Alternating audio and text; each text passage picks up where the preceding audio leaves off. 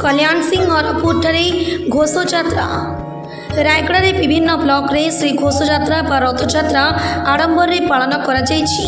वर्षा हेबा सत्वे हजार हजार भक्त आसी श्रीजीऊ को दर्शन करने सह रथ टणारे भागरे आनंद अनुभव करिथिबा देखिबाकु मिलिछि।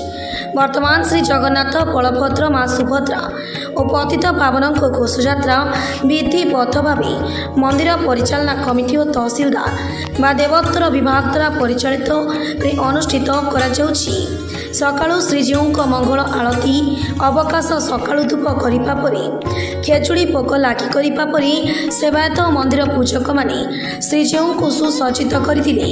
सकाळ 9 घंटा समय पुरोहित मानक द्वारा रथ प्रतिष्ठा 12टा मध्य मंगलारोपण कराइबा परे अपराह्न 2टारे श्री बलभद्र श्री जगन्नाथ माँ सुभद्रा और पतित पावन को सेवायत माने पहंडी करी रथारूढ़ करथिले।